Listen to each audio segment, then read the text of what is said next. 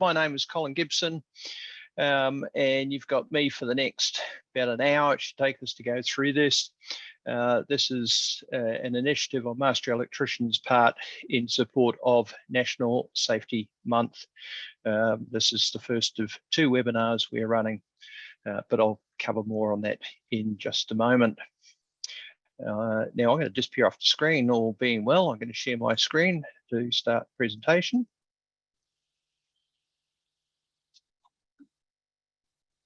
And just got a couple of things to do here.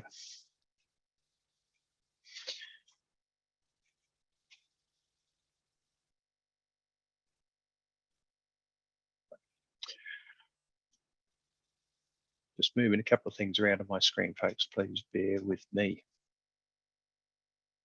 Yeah. Yes, to say, folks, welcome to Master Electricians risk assessments, safe work method statements, an explanation of what they are, how do I do them. This is general information. If you want some more specific at the end of the session, please feel free to contact us or reference off to your local state regulator. There are people here from attending today from all over the country. So I've kept the information rather nationally relevant. I haven't gone into specific jurisdictions because everyone's got just a little bit different flavour. The local state regulators are invariably more than happy to help you out with specific information advice. We run a team of National Field Support Advisors, FSAs as well, who are experts in their field in the different jurisdictions. As I say, my name is Colin Gibson. I am the General Manager for Field Support at Master Electricians. I've had a title change just recently. I'm responsible for ME safety, our HCQ program, all the national field staff around the country. I am an electrician by trade with, obviously lack of grey hair now, it's all falling out, but I've got many years behind me. Along the way, I did also pick up some qualifications in health and safety. So I've got quite a varied experience and knowledge around the field. What are we covering? Risk assessments, what are they, how are they done? SWMS, an explanation around those things as well. But look, we know from experience that most accidents generally have no risk assessment or very poor risk assessment as a major factor in it. If I think back to the fatal accidents that I've had involvement with on the investigation and support side over the last 10 years, every single one of them, we could not find a risk assessment on site that day. So was there one done? Was it lost? What happened? What was going through the worker's mind? And of course, that's the extreme end of it. But if you have a look at a lot of the accidents that go on, people don't necessarily have them. So are you sure as a PCBU that your workers understand how to do them? Do they, are they doing it? If I look at SWMS, they are one of the leading causes of people to contact my national FSA team. Right, it's SWMS issues are constantly popping up, and a lot of them are what you would think are fairly simple questions. But of course, if people don't know what they are, how they run, when I need them, then it's a major implication. So, do your workers understand them? Do they comply with them? So, what's the purpose of risk assessment? Well, look, at the heart of it, it's to keep people safe, keep people well. Risk assessments have had numerous. Sorry about that. Risk assessment had numerous names over the years: tailgate talks, take fives, 3x3, hazard checks, JSAs, pre-starts. I mean, when I did my time back in the early 80s, it was, I've just watched so many names over the years. It really doesn't matter what the task is. I have had companies contact me and say, oh, these people are asking for a job analysis, and I keep sending them my risk assessment, and they keep rejecting it. So these names do cause some conflicts there. We help to try and sort some of those issues out. They're frequently informal, and they generally stop at the first attention grabber. Like, did we remember to bring such and such, and then off track we go, or we're going to start on this and then we forget the other. But if they're done right, they identify the hazards that might cause an incident. By an incident, I mean an accident. It could be a near miss. It could be some equipment damage. They're supposed to assess the risk posed by those hazards, identify the controls that we're going to put in place to manage those. And if I've done them right, everyone is then aware of the hazards and controls. And as a PCBU, great evidence to show over time that you are managing your hazards, that you are managing your risks. How are you going to know what is out there if you aren't doing the hazard and risk assessments on a frequent basis? Now, there's a document out there. In fact, all the regulators have some great resources about hazard and risk assessments. Industry associations like ourselves have got lots of resources. Standards Australia even has a handbook on it, Handbook 89 Risk Management Guidelines. It's a very intense document, but it absolutely takes you through the whole process of this. So when and how do I do a risk assessment? Well, simple answer is right at the start of the job.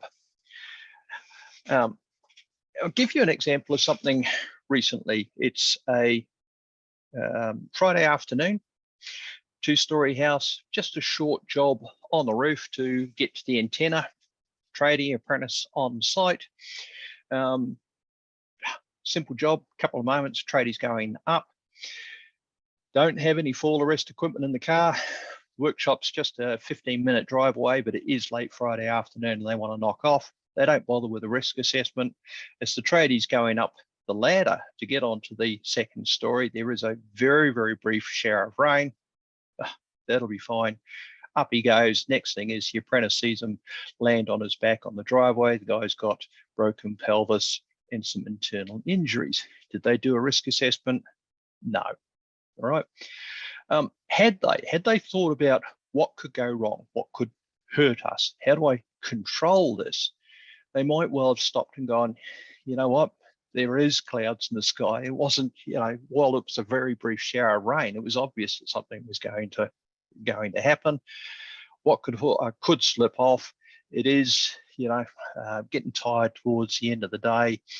They really would have identified that it wasn't that hard to go and either reschedule or send the apprentice to go and get the fall arrest device and do something proper, or whatever to manage their hazards. You need to involve everyone. You need to involve the apprentices, right? Everyone's got a perspective. Everyone's got a understanding. They've all got something to contribute, and absolutely everyone needs to know what it is we're going to do. So short jobs, you're going to do it once, but you need to keep it in mind. So I've got a job like I've just said, we'd do one risk assessment. We would probably go up, do the job. Sweet, she's done. If it's a longer job, I want to review it while the job is going. So I've got a job going on for half a day or a full day. I need to stop periodically and have a look. What has changed? What's different? After breaks, I really should be stopping and going, okay, guys, we've had lunch. Let's just have a look. Is the risk assessment still current? Has something changed? Or have we actually just forgotten? Because we're single cell organisms almost. We remember the couple of things that right in front of mind. We don't tend to forget that stuff that's coming in an hour or so's time. And that might have some issues around, I forgot about that hazard, the thing that's operating around the back of the place. I want to document them, or I need to document them. I would strongly recommend that if you're running job management, you have a risk assessment process as a mandatory step in your job management. And make sure if it's a mandatory step, it is one that you cannot bypass. There are some job management softwares out there. You can have a mandatory step and the staff can bypass them. Crazy as that is. Documenting is going to allow it to be consistent. It's going to make sure that if somebody arrives later on site, that they can see what you're going to do, what is there, how you're managing it. Makes a good reference point for those new workers and new arrivals on site. It's also great for the PCBU, the person in control of the business, to be able to monitor and review the processes. What are we commonly seeing? Do I need extra gear? Am I seeing particular things out there on the job site? Great training tool as well if I've got them documented, and they're fantastic if you need to show later that you are managing your hazards. If you get audited by a regulator or a principal contractor wants to know, how do you manage your stuff? Am I going to do business with you because you are a reasonable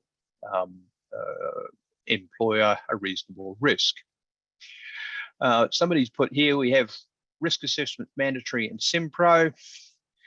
They've become systematic tick and flick response from the guys. Yes, absolutely. How do you change behavior? So question is around, if you've got forms in your job management where people just go through and tick it and they go on to the next step. One of the big issues with any risk assessment, it's something I'll come again later, is people just, yep, that'll do, make the job go away. How do you overcome that? It's a constant training and awareness thing. It's a matter of actually reviewing them afterwards, having a look, and emphasizing to staff, hey, these things need to be real. If I see every single risk assessment from a person coming in, they are identical, there's something wrong. They're not looking, they're not genuinely having a go at this. They're not really thinking about their safety. I need, as a PCBU, to be getting out to site, not every job, but randomly getting out to site and having a look and checking the risk assessment against what is actually out there. But I'll come some more onto that as we get further along. What do we need to consider for hazards? This is a list of really common ones, but there are so many others out there. Things like sharps, tool condition, training, stress, animals, uneven ground. I really need to consider, right, everything I possibly can. And this is where experience really comes to the fore.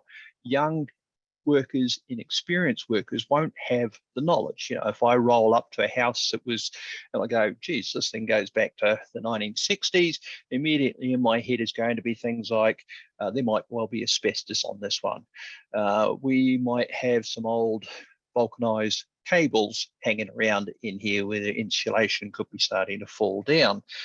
If it was a house built 10, 12 years ago, I know that there might be some infinity cable in there which could pose some problems, not to me or to the homeowner occupier. Experience plays a massive role in this, but I shouldn't be overlooking the apprentice, the young and inexperienced workers, because they've got insights too.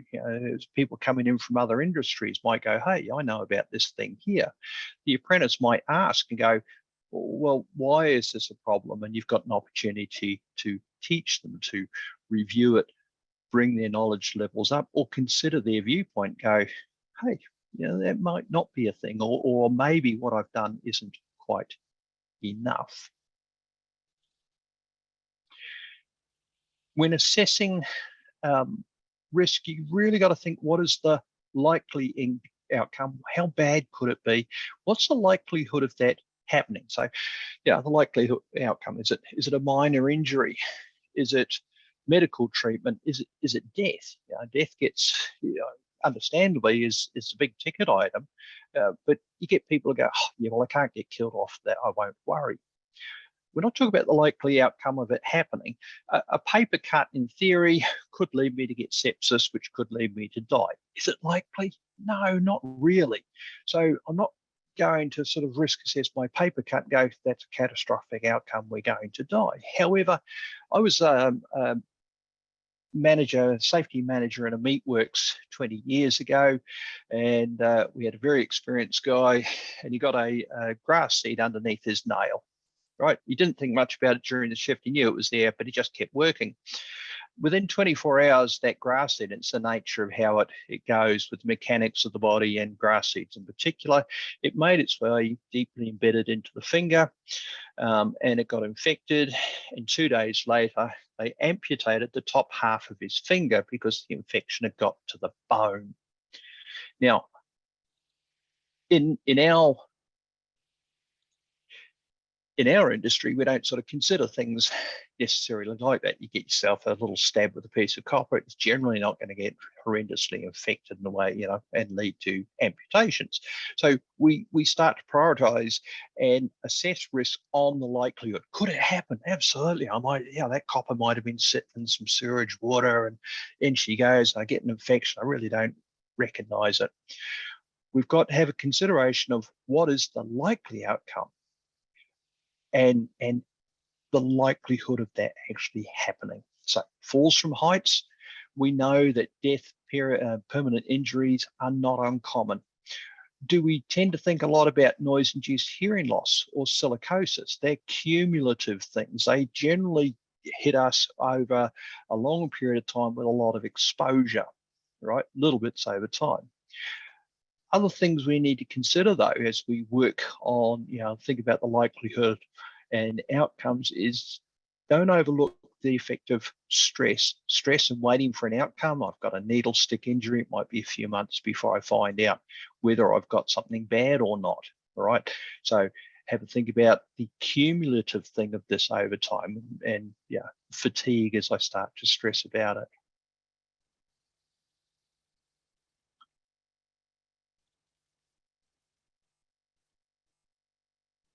Sorry, folks, I lost me mouse here for a moment. Okay. So what I've got up on the screen, hierarchy of controls. As I identify my hazards, I start to think of the outcomes, you know, to identify what's the likelihood. I need to apply a hierarchy of controls, and we've probably seen this thing any number of times. It's been played around with. There's multiple versions, and I know in the last couple of years, other people have started breaking down the hierarchy to other things as well. Largely, we're playing around words. The hierarchy of controls is our I guess, the order of choice that we want to tackle these things in. So the most effective means is elimination. Let's get rid of this thing and replace it with something safer. So one of the great things, and it wasn't necessarily, or it hasn't happened because of the electrical risk, but one of the great things is we've gone away from having mains powered drills and grinders and that, which pose a shock hazard, and we've brought in battery tools. So, you know, not likely to get, or not as likely to get seriously injured from electric shock off my little Ryobi 1 or my Milwaukee battery tools as I am if I had the mains powered variety. Substitution, can I get rid of that toxic chemical with something that is not as hazardous to me? So substitution comes after elimination. If I can't eliminate or substitute, maybe I can isolate it. Maybe I can separate that hazard from myself. And a common example in our industry is electrical isolation, where I lock out and tag out. Electricity is still there. I've simply put a barrier there, and I've literally just broken the connection and locked it off so the power can't get through. Or I might have a noisy piece of machinery and I encase it in a sound containment room so that that noise hazard can't get out to me.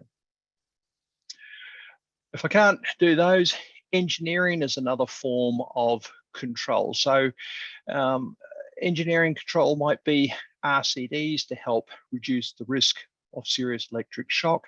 Engineering controls, certainly things like guards around rotating equipment. It might be a lifter for lifting solar panels onto the roof rather than leaning over and physically trying to grab those things and haul them up.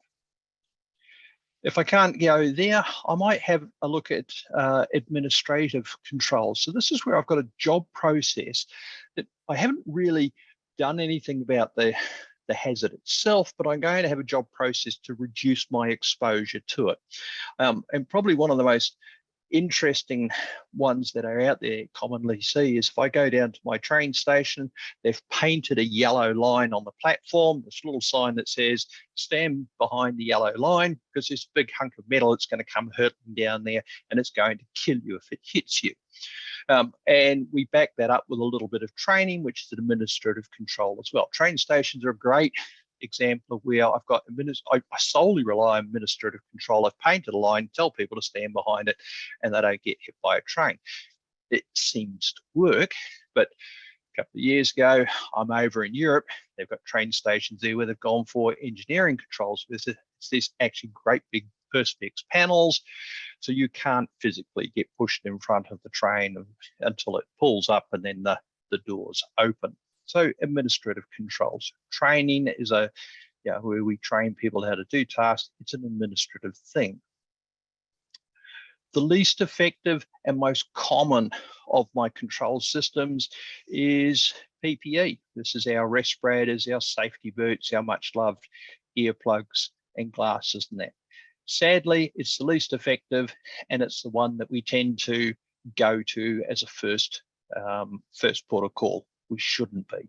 Yeah, I do fully agree that a worker, when they come to work, should have long cotton clothing, safety boots, glasses, earmuffs, gloves, and all that available, and they should use them as much as they can. But to me, that if I'm relying on the PPE as the actual thing to stop me getting hurt, I've probably got something wrong with my risk assessment process for quite a number of jobs, certainly not for all of them. So controls. Documents, there's no specific document format for a risk assessment, okay? But documents are absolutely critical. It draws a line in the sand.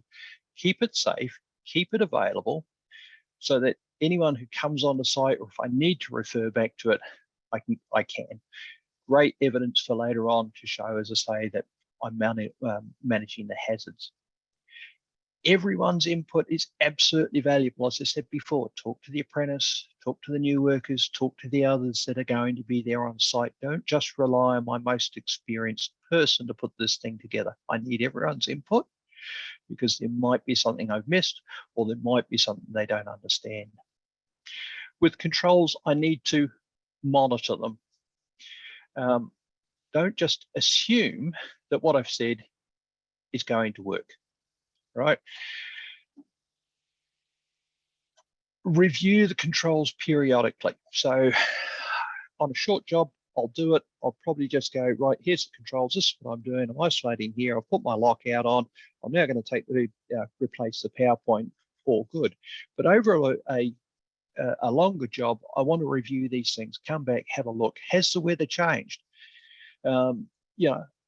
Workers, line mechanics will constantly be looking at things for the weather, and because those clouds down the way might have a lightning strike, and that's going to get me. What's different to when we started? And as I said before, refresh workers, especially after breaks, because people do forget. So if I've got a job going on for a period of time, I probably want to pull the risk assessment out again and have another look at it. So if I've got job management software and I've had it as a mandatory step and it's gone tick and then it goes, I might want to look at, is there some way of pulling that thing up again? You might want to consider, hey, I've got a job going on for 4 hours. Is there a mechanism in my job management to pop up and go bling, hey, have a look at the risk assessment again? I want some drivers in there to try and get some behaviours on that if I can. I don't know what's possible with all of your job management softwares if you've got it in there. Risk matrix. These things are not mandatory. They are highly subjective, and in my experience, they really don't seem to add much to it, because people tweak the rating to allow them to do what they want to do anyway. But if you use a risk matrix effectively, it is a tool to help assess the risk and the effectiveness of the controls. So here's an example here where you assign certain numbers depending on the likelihood of the outcome and the consequence. And what I've noticed over the years, people come up with a control. They'll put a control out there, and invariably they go for green or the very low number, depending on how it's structured. Occasionally, you might get something that comes up with a moderate, but I've never seen somebody implement a control out there and go, yeah, and if I do this, I'm still going to get killed, but I'm going to go and do the job. Invariably, people, as they use a risk matrix, will go, yeah, this is fine. You know, I've got a bare 11 kV line over there. I could just reach out and touch it, but my controllers don't reach out, touch. No, we're all good. Risk matrix really don't seem, in my experience, to drive a different change. This question come up about how long do I keep risk assessments and SWMS. I will come onto that as I go. There's some specific time frames around that. So the person who's asked about the time frames, risk assessments, I want to keep those probably for the period that I keep my job records. I certainly want to keep them for a couple of years. With SWMS, there are some specific time frames. I'll come on to that as fairly soon. But if risk matrix works for your business, certainly use them. They're not something that is critical to use in a risk with your risk assessment process, is what I'm saying. It's a tool. It's out there. It's got some usability. I'm not a big fan of them. The main stuff about risk assessments is they only work if they're used, right? And they only work if they capture the hazards and effective controls. PCBUs need to check the worksite to see if the risk assessment process is robust and it covers everything. I don't expect you to go out and check every site, but if you are a PCBU who is sitting in the office all day, every day, Monday to Friday, you do your extra hours on the weekend to keep the business going. You got too much time doing estimating and planning and talking to your wholesalers and that. You've got so much time that you never get out to site. You're probably going to miss something. You need to get out on site when people are out there, see what the risk assessment is, see what the hazards are out on site. Have my staff captured everything, right? Have they gotten lazy? Have they got, as the question before, all the risk assessments are absolutely identical? We've got a problem. That's not to say that it couldn't be. If I'm doing exactly the same work every single day, I might well get to where the majority of my risk assessments are identical, but job sites are different, right? So I should see a variance over time.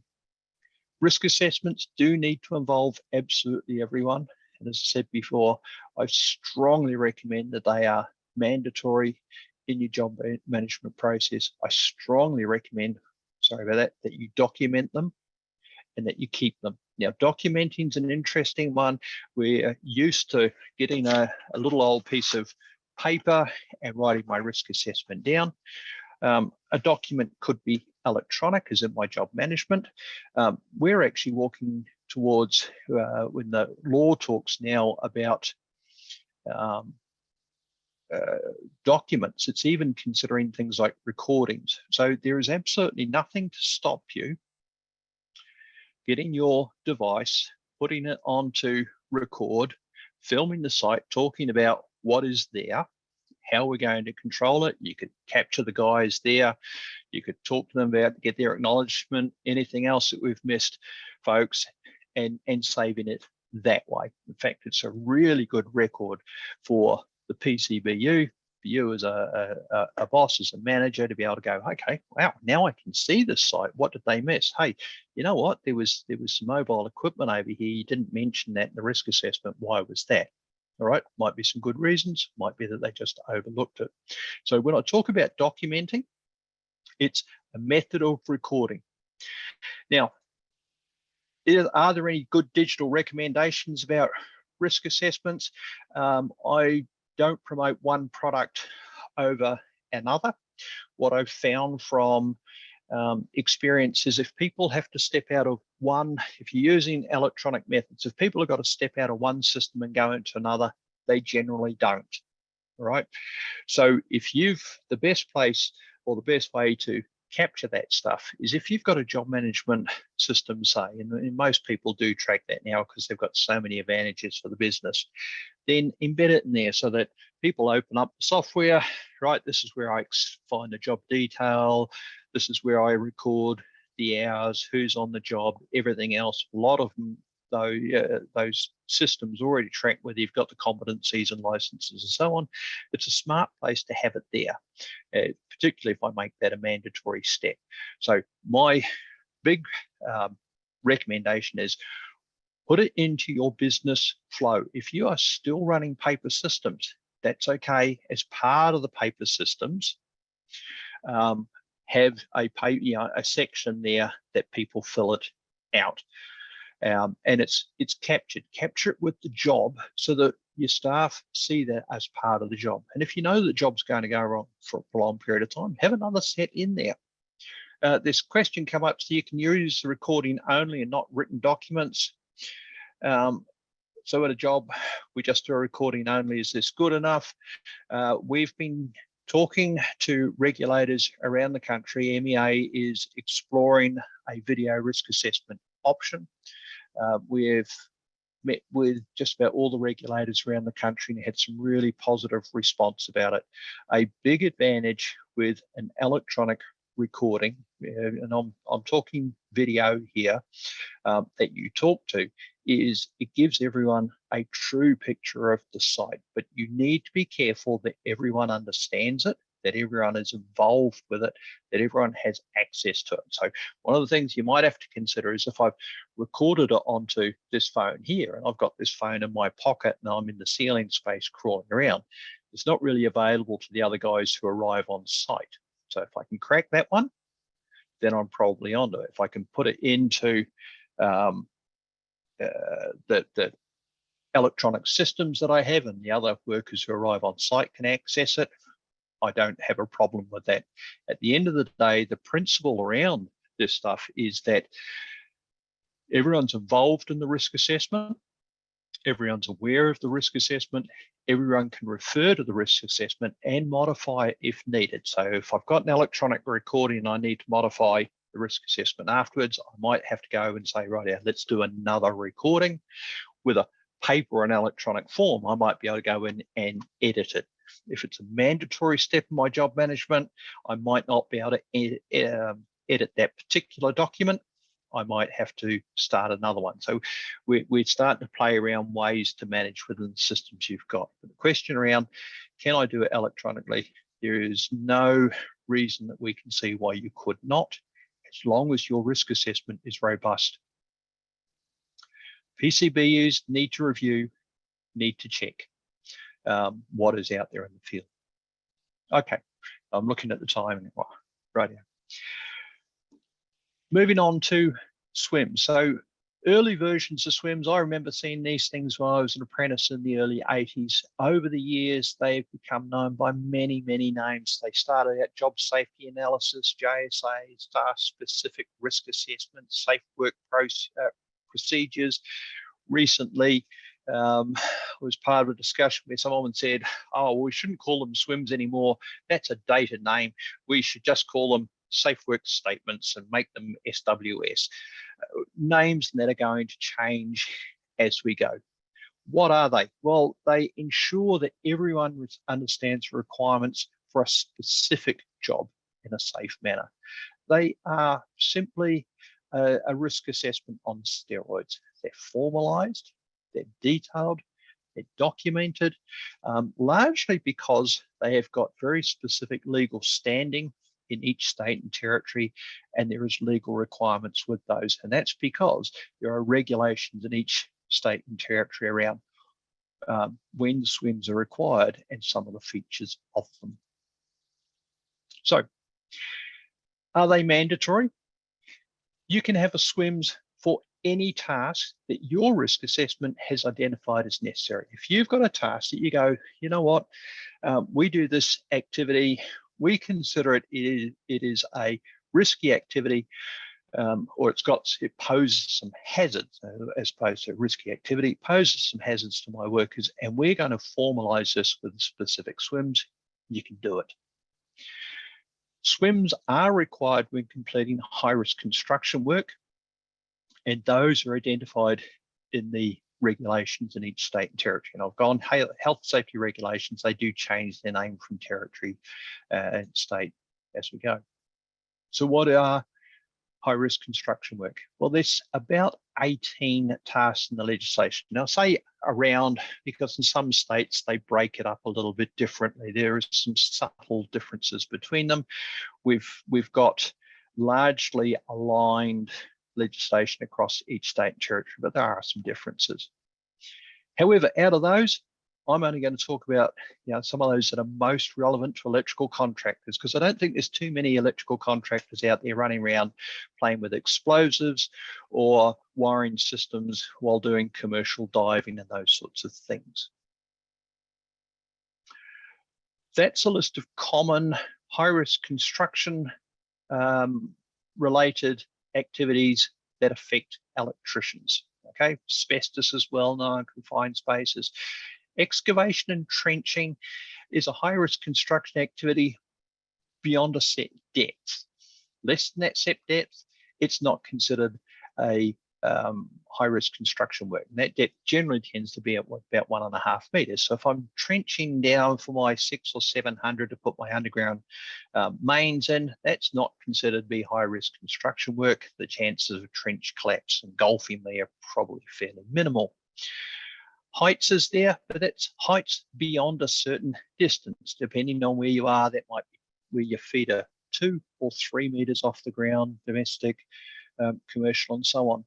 The important thing is that regardless of whether the excavation or the heights generates a high risk SWMS, I still need to control it. Okay, I can die falling from 1 meter high.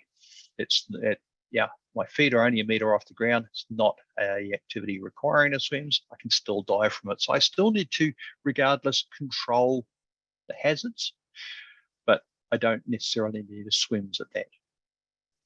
MEA members have access to SWMS templates for all of these documents. If they are, for all these tasks, I should say, but they are templates or a starting point. I'll come on to that a bit more in a moment. If you're a Master Electricians member in ME Safety, you can access these via your login. If you don't know how to do that, contact us with the phone number that I'll pop up later on the screen. If you're an MEA member and you don't subscribe to ME Safety, that's fine. Contact your FSA, your Field Support Advisor, and they will help you. Those are the high-risk construction work that we've got SWMS that are related to electrical. But beyond those 10 subjects, we've got 36 templates for common industry tasks. So you need a SWMS for certain activities, but you can have a SWMS for whatever activity you decide that you need one for that's relevant for you.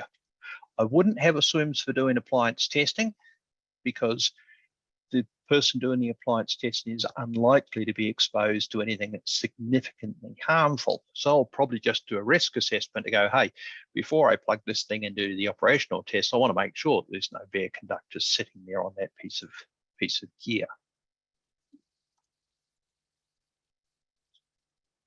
So how do they ensure safety? Well, the big picture, if I have a look, they've got to be practical, usable, and available to all, right? They need to set out the work activity in a logical sequence, but looking at the safety side and identify the hazards, identify the control measures.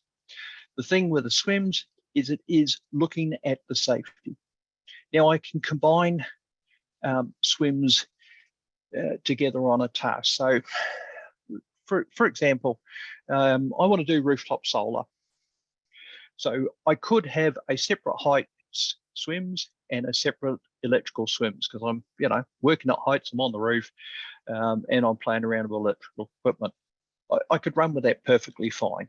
Or I could combine them together. So I might do a safe work method statement for doing rooftop solar and push it all in there. That's okay. It doesn't matter how I do it as long as I am managing it. If I've got a combined SWMS, well, with any SWMS, I should be indicating what the high-risk construction work is. So tied into this SWMS, I've got some heights, I've got some working on near live electrical. I might have some other things that are high-risk activities. I can combine SWMS with another business. So I'm working on a site with another service provider. Maybe I'm working with some plumbers or a crane operator or whatever. We can decide that we either run with our own individual company SWMS. I need to make sure there's no clash between those though. Or I could do one for the whole job and combine this company's and my company's so that everyone is on the same page, that everyone understands. The big thing is everyone needs to be aware of what we're going to do to maintain safety on this job. So I've got a note just here. Okay. Yep, I've got a question about templates. So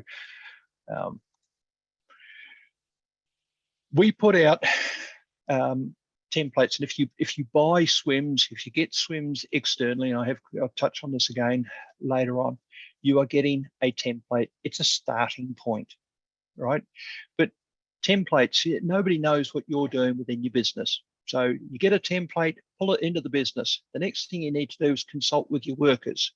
You, as the person running the business, will sit down and you go, oh, yes, I know how to do this. And in good faith, you could write out and make the changes to make it your own. You need to adapt a template to fit your business needs, because a little sole operator is going to manage some of the high-risk construction work totally differently to a company that's super resourced. We've got 100 employees, we've got cranes and every other damn thing around the place. Okay, so we're going to need to modify these things.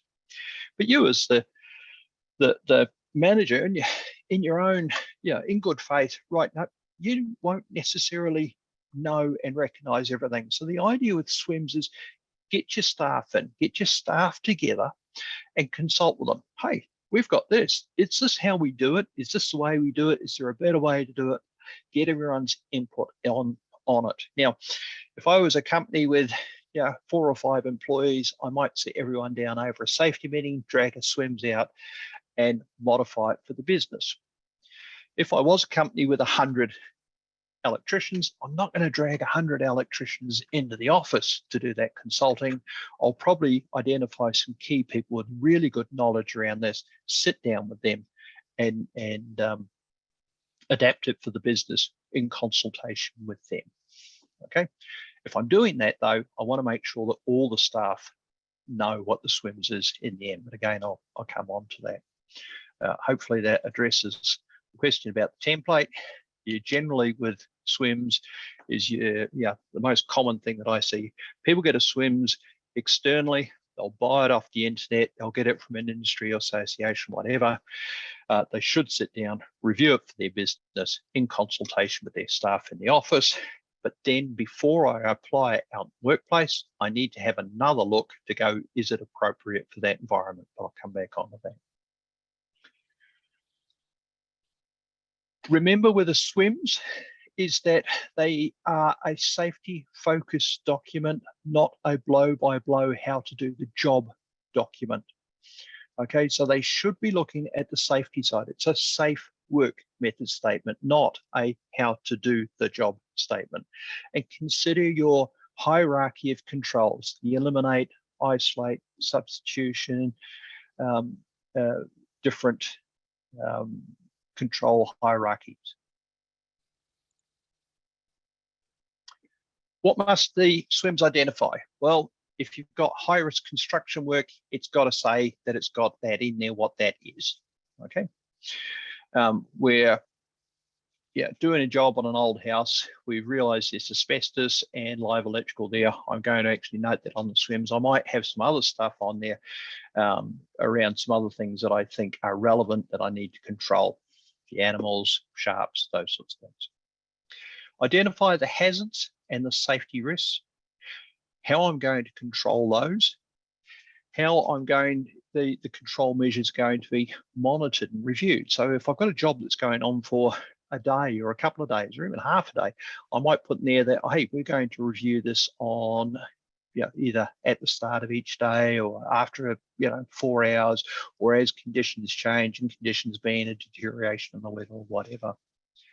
You also need to identify who is responsible.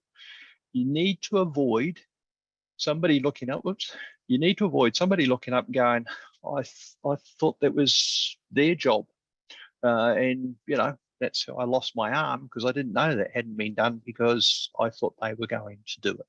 Okay, there shouldn't be any doubt in a SWMS document, right? There shouldn't be room for misinterpretation. What must the SWMS address? Well, you need to have in there what might affect high-risk construction work carried out. So I might have, if I'm working on overhead lines, I'm probably going to have something in there saying, right, what could affect this? Well, weather conditions. And working with lineys a number of years ago, they would monitor the weather for, well, where I was, out to a distance of 15 kilometres, working on the idea that if weather started to deteriorate, that would well affect what they were doing, and that could be extremely hazardous. And so they would start to wind the job up and clear out, so they had time before the weather would adversely affect them.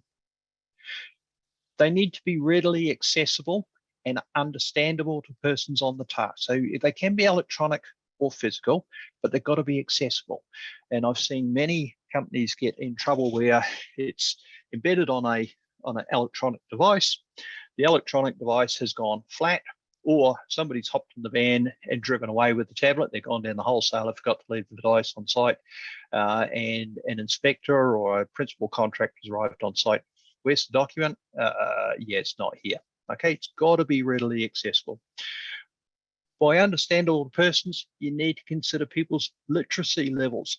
In the construction industry, not so much in the electrical trade, we're all pretty good. We're highly educated because of the documents we need to be able to read and interact with, but there is huge numeracy literacy levels issues across the construction industry. So if I'm working with some other service providers, I might have to consider, will they understand this language?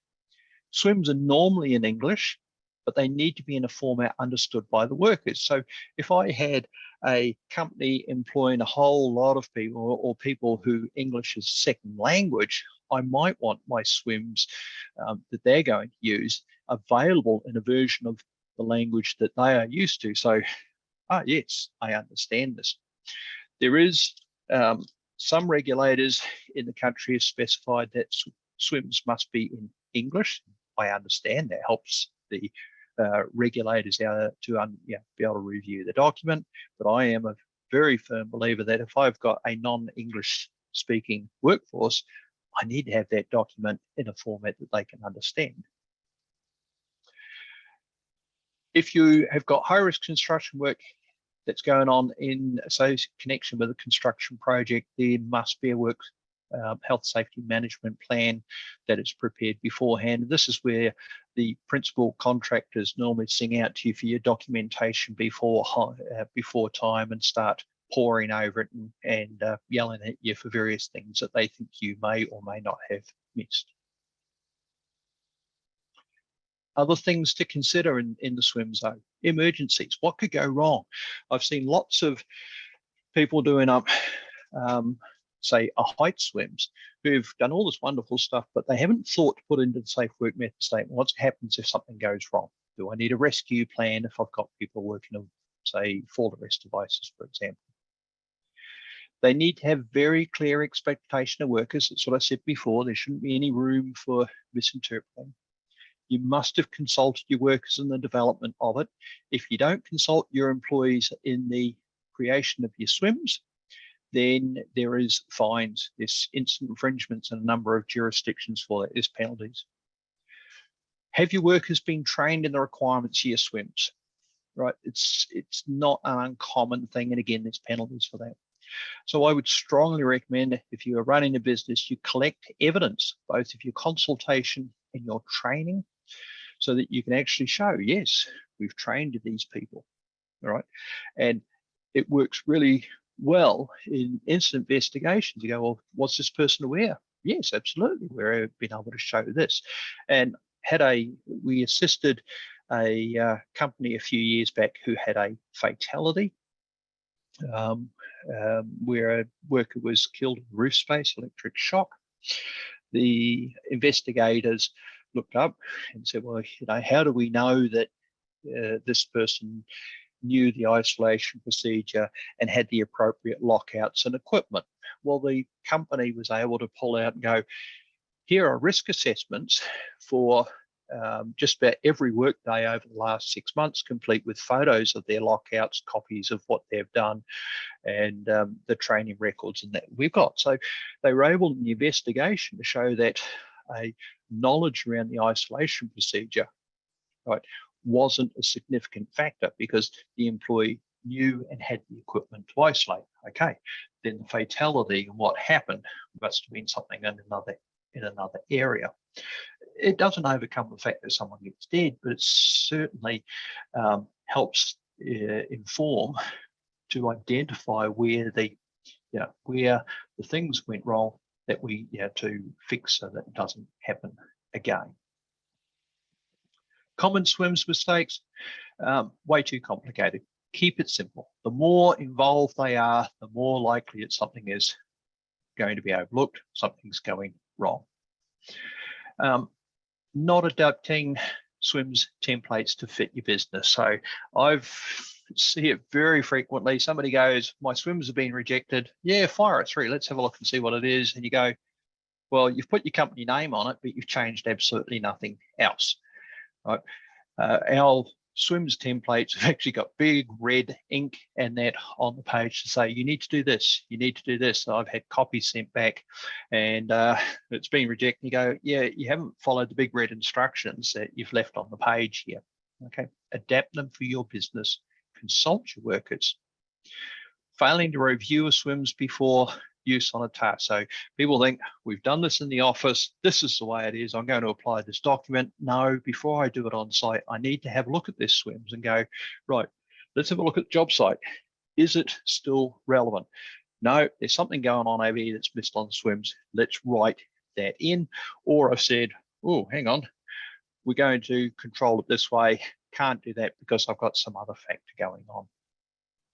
And another common mistake, not working to your SWMS. There are penalties for your workers, if you've got a SWMS, they're supposedly working under it, but they're actually not working in accordance with it.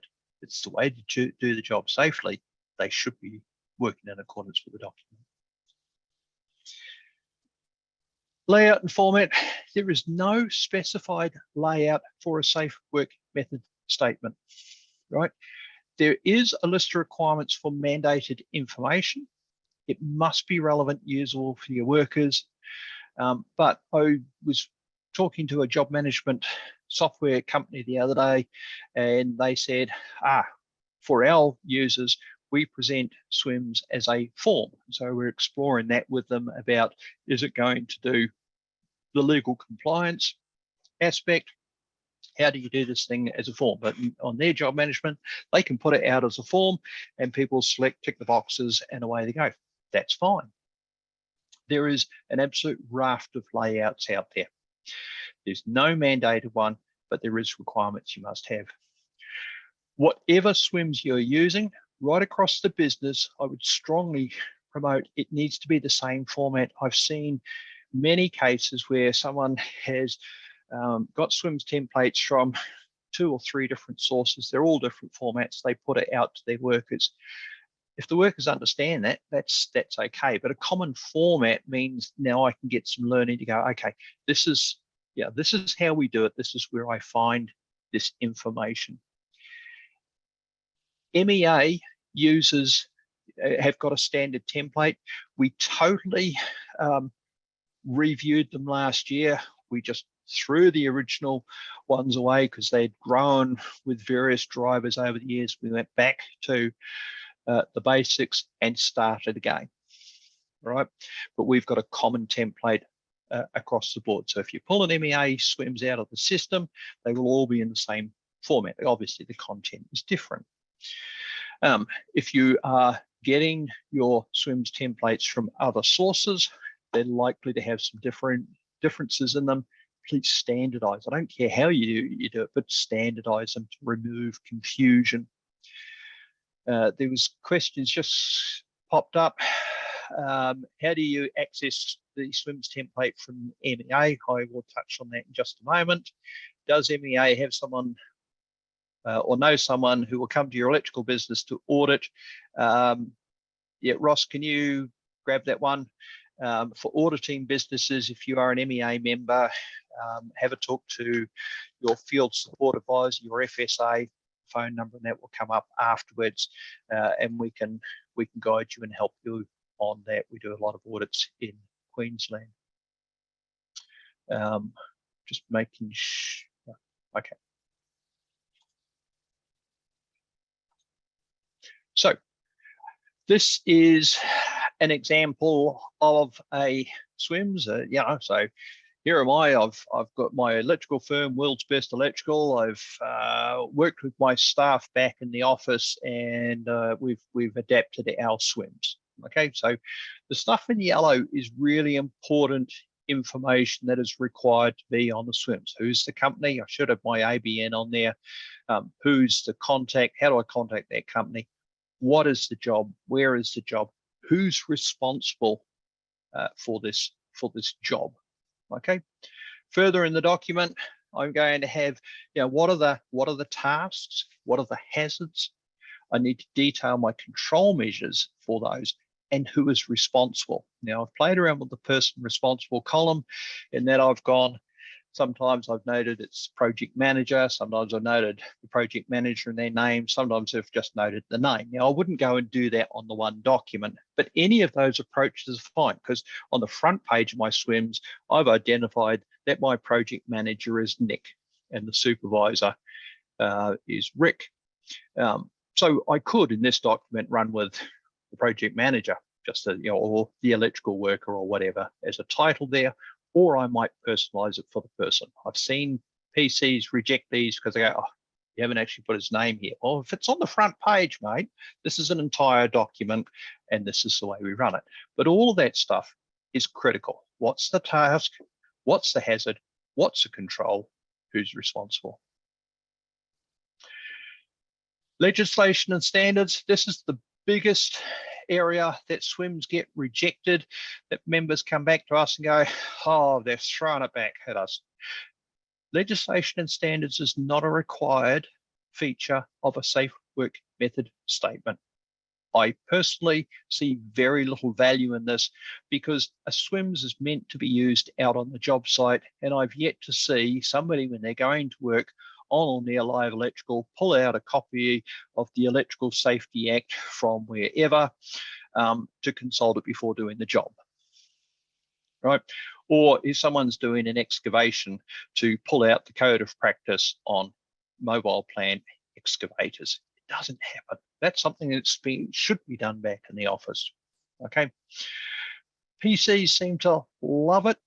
And this argument, we had dates on, we've taken dates off, and some go, oh, no, yes, this SWMS says 2011, but there was a review in 2013. I'm sorry, I've yet to see a serious accident caused because somebody didn't have the right date on the back of when the act was. You pick up from me, I don't like these things. I hate it. I would love to get rid of it. With our MEA SWMS, we do have a version with this because sadly some PCs reject SWMS until people go and do it. So to help our members out, it is there. I don't believe that this adds anything to how the SWMS protects the worker out on the job site. If you can give me a case where it does, please, I'm always willing to learn. This is the area though, if you've got it, look at the at your legal registers to make sure they are up to date, because this is what people in the office like to throw back. Highly important to have a page where workers can sign on, but to sign or not to sign. Signing on could be physical or electronic, or we could do it on the video. We're using the SWMS for whatever. Are you good with that, John? Yeah, absolutely. I agree. I've read the SWMS. I'm happy with that. It's an acknowledgement. Okay. Previous versions of safety system, we could actually do it electronically by just, well, somebody logged on, completed this, they, by using their username and log on, they've signed on. Okay, but you should have something if people are doing it so that they can put their name and put their signature, because with that, people are actually committing to it. They're taking some ownership. So I do believe that signing, even if it's electronic, is a valuable thing to do. It drives participation, it drives ownership, it drives compliance. The bottom section there about the SWMS approval and renewal dates and all that, it's not mandatory, but it absolutely is good to have it on there. Other things to be aware of: principal contractors are required to verify you have a SWMS if you're doing a job on their site. A SWMS relevant for the tasks. Okay, yes, they have an ownership thing, a requirement there, but these are your documents and you need to own them. A PC can question if a SWMS is satisfactory. They might go and look, had a look at your SWMS, I think you've missed this. And a common one is, say, in heights where people have missed what they're going to do if there's an emergency. Okay, that's a reasonable question. But if the PC is insisting you make major changes to your SWMS because they just didn't like how it looks on a page, that's out of line. Your SWMS are a document for your business and your workers. If I have trained my workers and consulted my workers and my SWMS is comprehensive, it shouldn't matter whether this thing appears on page 2 or whether I put it on page 4 because this is what the PC wants, because that's just the way he likes it. And I've seen PCs try and this question just come up: how long do I keep SWMS by the look of it? I'll come on to that just in a moment. I've seen PCs try and majorly change company SWMS because they just don't like the layout on the page. It's something that you'll make a judgment call whether you're going to fight them or not. But what I generally do is get the member to point out to the PC, this is our SWMS, this is how we've adapted it, this is what our business is trained on. If you are going to insist on this change, I need some acknowledgement from you that you have done this and you're going to accept part of the responsibility if that change leads to somebody getting injured. I do personally believe PCs can step out of line and go overboard. They are required to verify you have a SWMS. They are required to check that it is satisfactory. That doesn't mean they've got the right to totally rewrite your SWMS for you, but you've got to have confidence that it does do what it needs to do. You don't need SWMS for something that you don't do. I know of a company that every year copies down all of the SWMS templates that we've got. Say there's 36 of them. They sit there, they adapt them for their business, they train their staff in them. But when you talk to them, 20 of the SWMS, they don't do that work. So what's the point? Oh, well, you've got them, so we do this in case we need it. Fine, you want to spend a couple of weeks every year going through, if that's what you see value for your business, good. You're far better to keep the SWMS targeted to what you need and know that there is a resource over here if you want. Let MEA, if you use an MEA SWMS, let MEA do the maintenance on the stuff. And if down the track you move into that business area, obtain a copy at that stage, then adapt it, right? Just keep your number of SWMS as small as you can, just from a maintenance point of view, right? Because I should be reviewing these things at least on an annual basis. If there's an accident involving a SWMS, so we're using a safe work method statement for demolition, somebody got injured, I need to keep it for an absolute minimum of 2 years, right? That's because the regulator might take some action. We would strongly recommend that you maintain it for at least 5 years, because it's not just about whether the regulator takes action. You might get some civil case taken by an injured person. You know, I've lost my arm. The regulators decided not to prosecute me, but you know, the person with a missing arm says, well, I've got a permanent disability. I'm going to sue you for some compensation. Okay. With electronic, there's absolutely no reason why you can't keep the SWMS for prolonged periods of time. Electronic is making it easier to access these things and to store these things. But your SWMS, if there's been no incident, you don't need to keep them. Okay. Electronic systems, though, make it really easy. But if there's an accident, minimum of 2 years, we would strongly recommend a minimum of 5. I personally think keeping SWMS for as long as you can is good. Review the templates annually at a minimum. If I'm doing tasks frequently, I might want to review it a lot more frequently. Although if we look at mechanisms for excavation trenching haven't changed a lot in the last 10 years. So an annual review is probably going to be okay. But it might be with fall arrest that somebody comes out with a new thing in 6 months' time. So I might want to have reasonably regular quick scan. Is there a better way to do this thing on some areas? Questions come up. Where do I find the template? If you are an ME Safety subscriber, so I'll deal with Master Electricians members first. If you're an ME Safety subscriber, through your login, SWMS folder in ME Safety, and then you go from there. If you need some guidance, contact your FSA. I'll put some contact details up in a moment. If you're an MEA member, but you don't subscribe to ME Safety, contact your FSA. All right, and yeah, there'll be the 13 number come up soon for how to do that. They will have a talk to you to make sure that you know how to adapt this thing for your business. If you're not an MEA member, obviously you could join. We'd love that. We've got plenty of service to support you. But you could also go state regulators like Safe Work New South Wales, WorkSafe Tasmania. They've all got similar. I just wasn't going to list everybody there. State regulators have got good guidance material in places to start. There is also a number of workplace health and safety consultants who've got various documents out there and online systems like ME Safety. Very important, externally sourced templates are a starting point, and externally sourced is also MEA because we're external to your business, right? They're a starting point. They must be adapted to your specific business and site needs, and you need to consult your employees.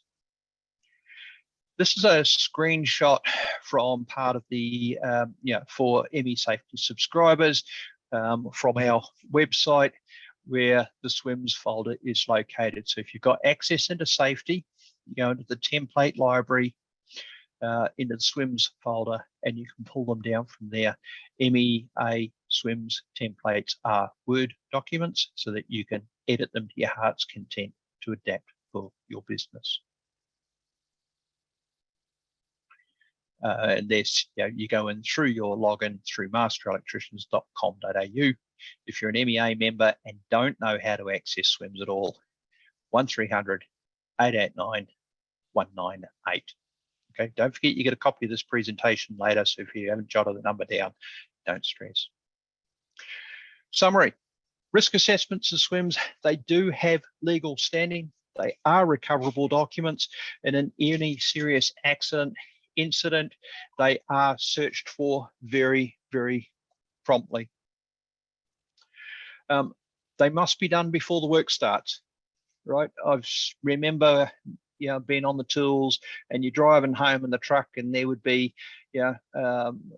people in the crew filling out their risk assessments on the way back to the office. If you find those practices, you need to stamp on it and stop it. It is not the way to manage safety. It needs to involve all workers who are involved. Address the hazards, risks, and controls. SWMS must be yours, but they are living documents, right? And as they control the number of SWMS you maintain, if you don't need a SWMS and can do it in a job procedure, great, do it in a job procedure. At the end of the day, as long as workers are working safely, you're good, okay? There are some tasks you do need a SWMS for. Playing with asbestos, no choice. Got to have a SWMS for how to deal with it safely because it is such a risky task. Okay, but there's a lot of tasks that people have got SWMS for that maybe they could just get away with a job procedure.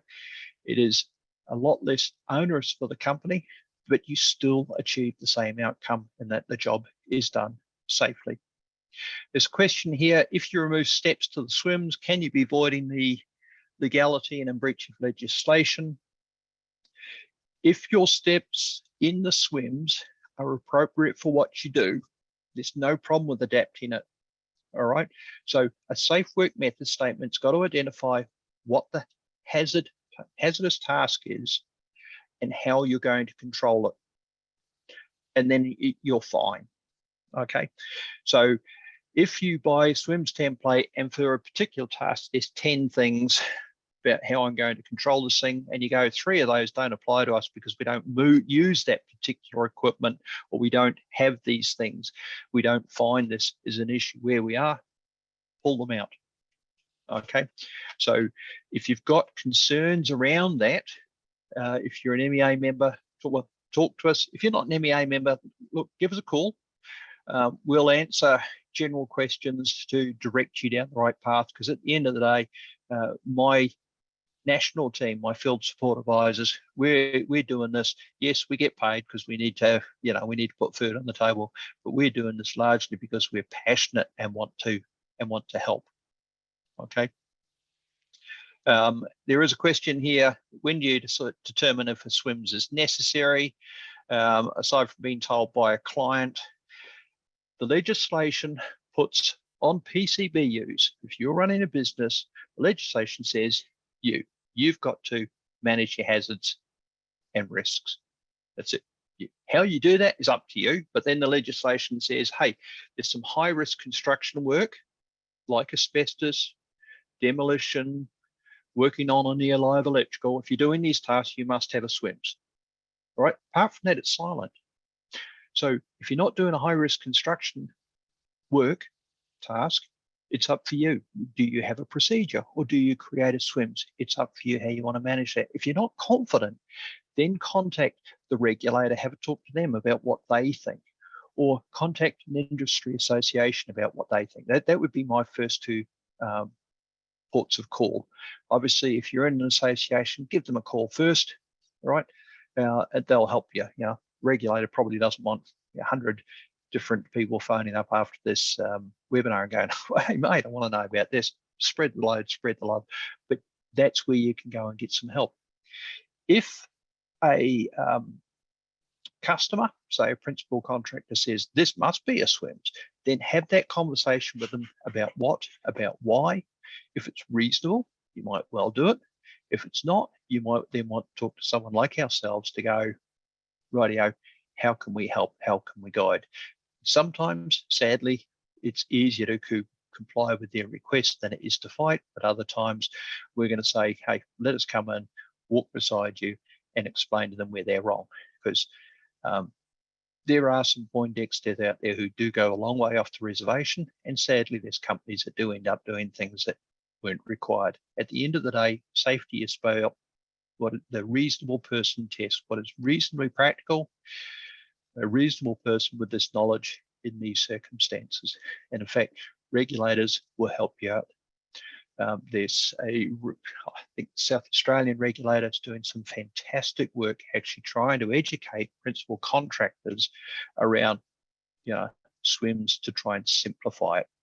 They're doing fantastic work down there because, PCs over time, and they're trying to do the right thing. They're trying to improve safety and manage their legal exposure.